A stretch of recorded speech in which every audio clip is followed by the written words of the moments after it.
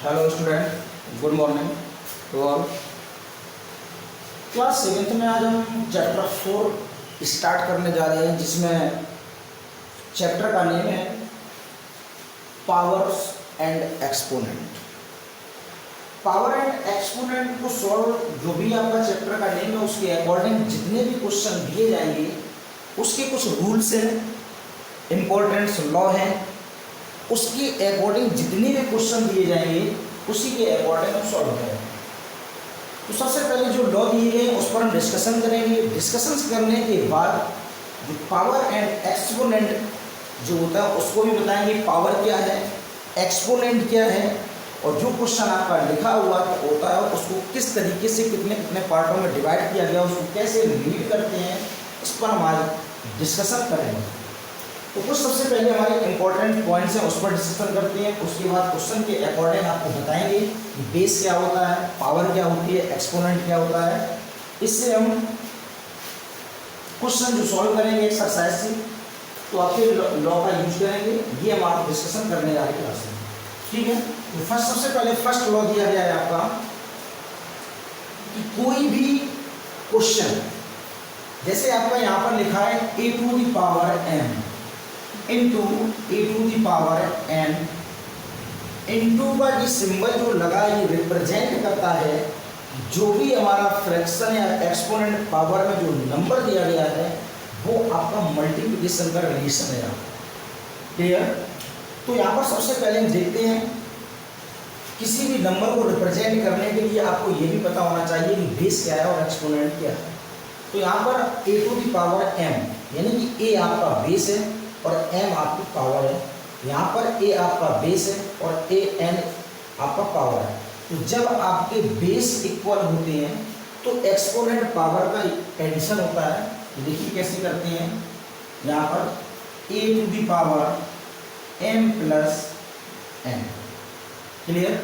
अब हम आज इसको ऐसे भी लिख सकते हैं मल्टीप्लाई का सिंबल यूज करके, लेकिन यहाँ पर जो वेरिएबल होते हैं उसमें रिलेशन जो होता है वो आपका इनटू का होता है, मल्टीप्लाई का सिंबल नहीं यूज करते हैं या कर भी लेते हैं तो कोई क्वेश्चन रॉन्ग नहीं माना जाएगा। तो क्वेश्चन आपकी फर्स्ट लॉ जो बनेगा वो यही बनेगा कि कोई भी आपका एक्सपोनेंट नंबर्स मल्टीप्लिकेशन में दिया जाए और बेस इक्वल हो तो उसकी पावर को हम ऐड कर देते हैं। क्लियर है ना, ठीक है। इसके बाद बात करते हैं सेकेंड लॉ।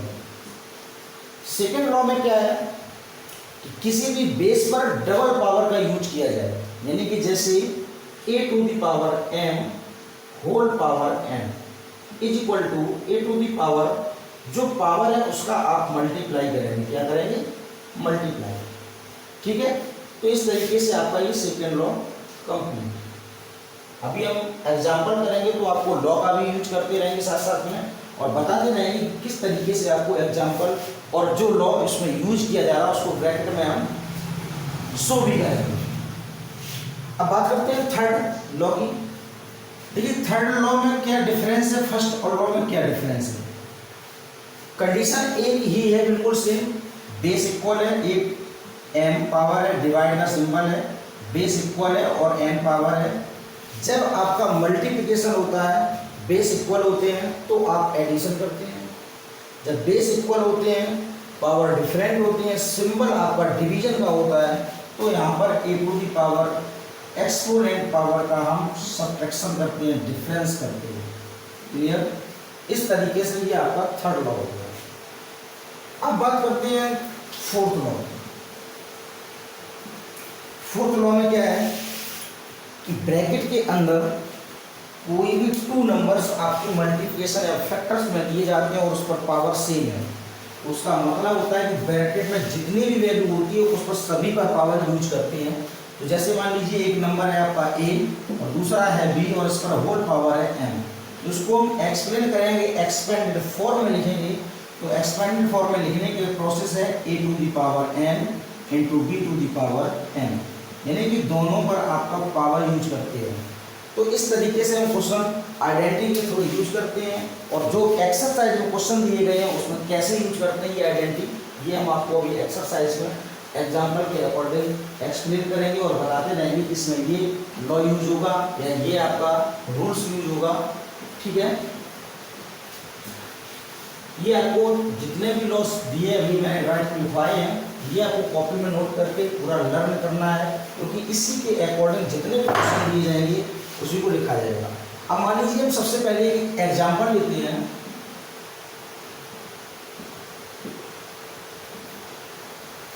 एग्जाम्पल लिया मैंने 2 to the power 4, 2 to the power 4। सबसे पहले जो पावर होता है इसको हम बोलते हैं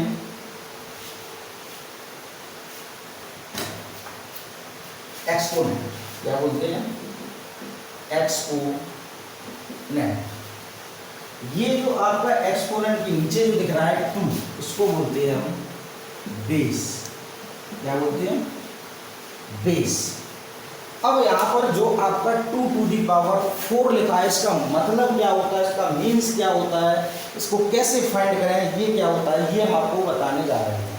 किसी भी नंबर पर जितनी पावर लिखी हो, चाहे आपकी 9 हो, 10 हो, 11 हो, 7 हो, यानी कि एनी पावर, तो उसका मतलब ये होता है कि जो बेस होता है उसको मल्टीप्लाई करके उतने ही टाइम्स फैक्टर में लिख दिया जाए। तो जैसे आपका 2 टू दी पावर 4 लिखा हुआ है, तो इसका मतलब हुआ 2 मल्टीप्लाई 2 मल्टीप्लाई 2 मल्टीप्लाई 2। ये 4 टाइम्स आपने यहाँ पर एक्सपेंडेड फॉर्म में लिख दिया। क्लियर? अब इसका मल्टीप्लाई करेंगे, 2 2 जा 4, 2 जा 8, 2 जा 16। आंसर क्या आया आपका? 16। ये तो होता है हमारा एक्सपोनेंट पावर जो आपका लिखा होता है, उसको कैसे सॉल्व करते हैं, कैसे रीड करते हैं। इसको रीड करने का प्रोसेस होता है कि 2 to the power 4। Clear? Base आपका 2 हो गया और ये हो गया, इसको 4 टाइम्स लिख के मल्टीप्लाई करके सॉल्व कर दिया। तो इस तरीके से हम कोई भी क्वेश्चन दिया जाएगा आपको सॉल्व करना होगा। ठीक है? अब क्वेश्चन आएगा इस तरीके से, आपका 1 नंबर क्वेश्चन पूछा जाएगा एग्जाम में कि कोई भी आपका एक्सपोनेंट या क्वेश्चन दिया जाएगा, एक्सपोनेंशियल फॉर्म या एक्सप्रेशन दी जाएगी, उसका आपको ये बताना होगा कि बेस क्या है। बेस के साथ साथ ये पूछा जाएगा कि इसकी एक्सपोनेंट पावर क्या है। ठीक है? तो सबसे पहले मान लीजिए मैंने लिखा है exponential expression, exponential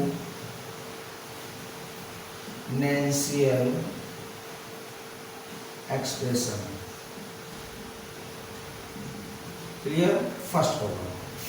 second column में लिखा मैंने बेस। अब बेस आपका नेगेटिव भी हो सकता है और पॉजिटिव भी हो सकता है, मीन्स नीचे का बेस जो आपको बताया। इसके बाद लिखेंगे एक्सपोनेंट, एक्सपोनेंट। अब एक्सपोनेंट आपका इवन नंबर भी हो सकता है और ऑड भी हो सकता है। ठीक? और एक्सपेंशन, एक्सपेंशन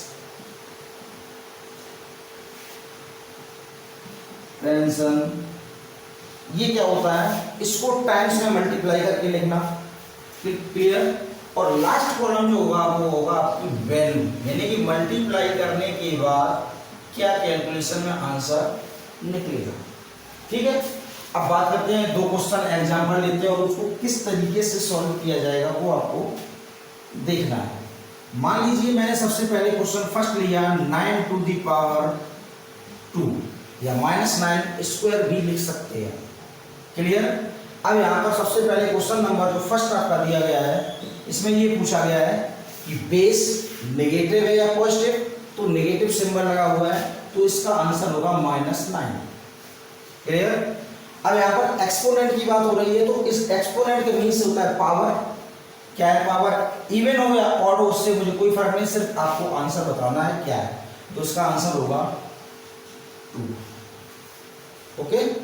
नेक्स्ट, एक्सपेंशन का मतलब होता है -2 टू दी पावर -9 स्क्वायर लिखा हुआ है, तो इसको हम 2 टाइम्स में मल्टीप्लाई करेंगे विथ सिंबल, मल्टीप्लाई -9, इस तरीके से।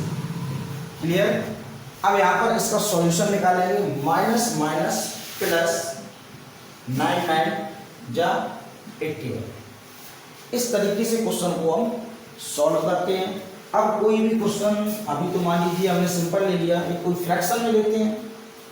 फ्रैक्शन में मान लीजिए मैंने क्वेश्चन दिया 2/3 पावर 3। क्लियर? वही प्रोसेस, बेस आपका क्या होगा -2/3,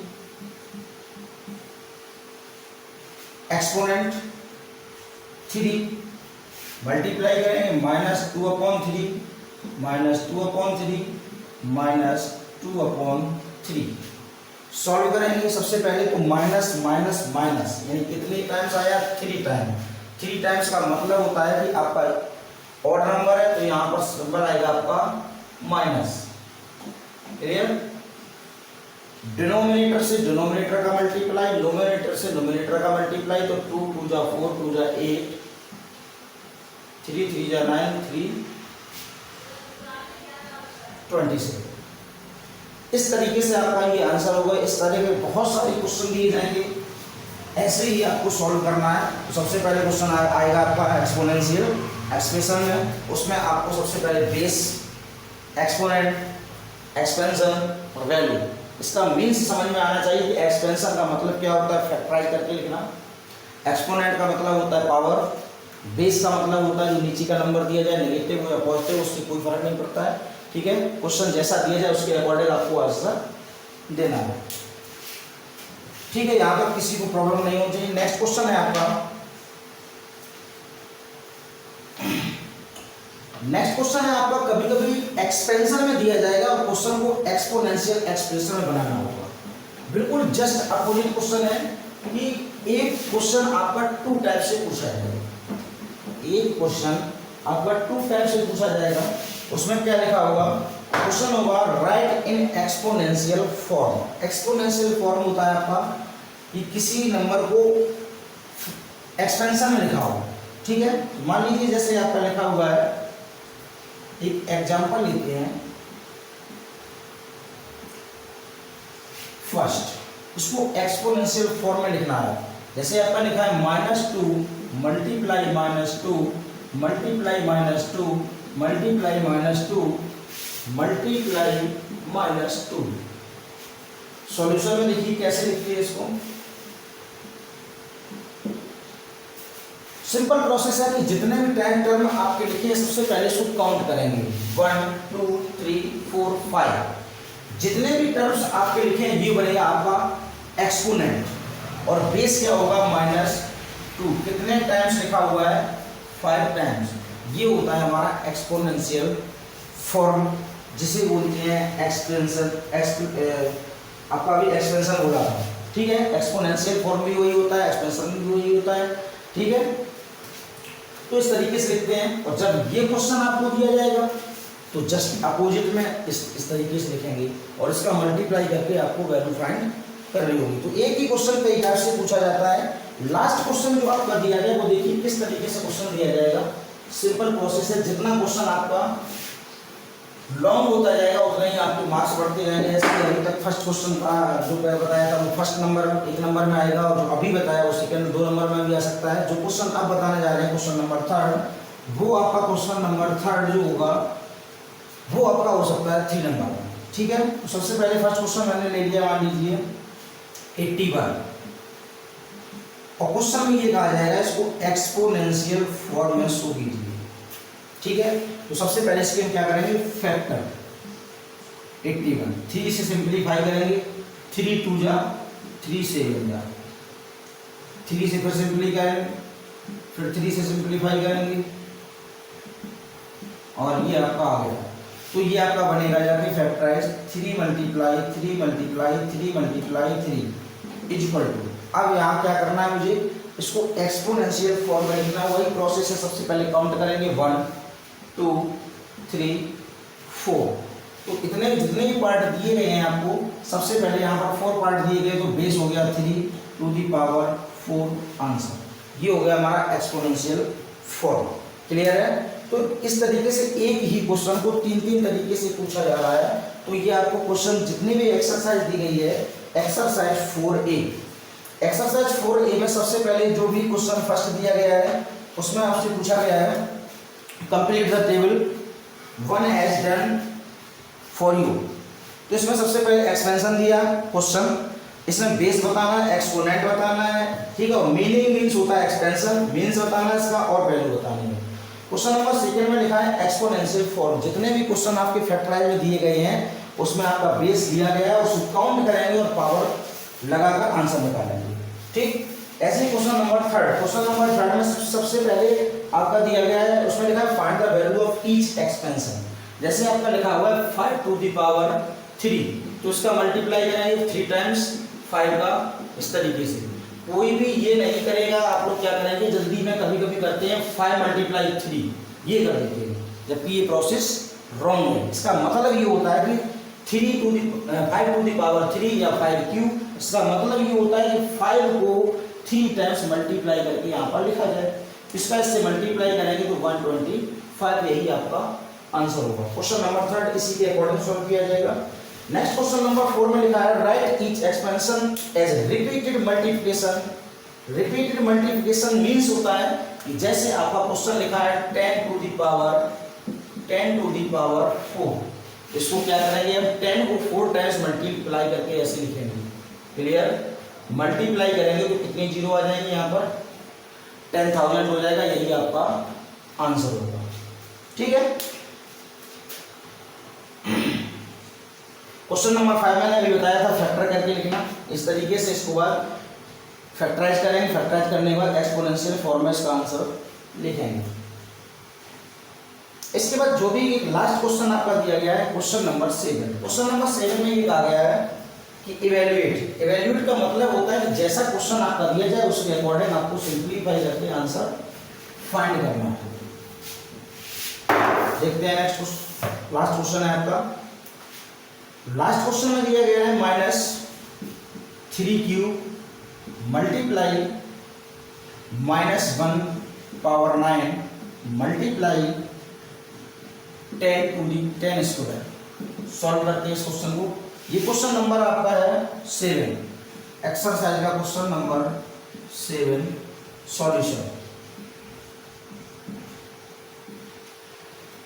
इसमें क्या करेंगे, सबसे पहले इसका ओपन करेंगे -3 मल्टीप्लाई -3 मल्टीप्लाई -3 इस तरीके से। ठीक, और मल्टीप्लाई जब किसी भी नेगेटिव बेस हो आपका और पावर ऑड हो तो उसका आंसर -1 होगा माइनस सिंबल के साथ, और ये हो जाएगा आपका 100।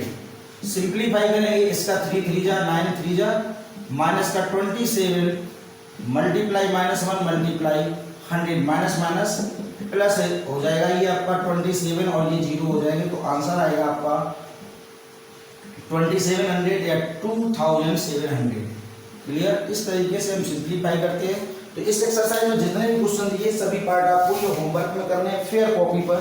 कोई भी क्वेश्चन आपका क्लियर नहीं होता है तो आप पर्सनल नंबर पर कॉल करके आप क्लियर कर सकते हैं कोई भी डाउट। Okay, thank you.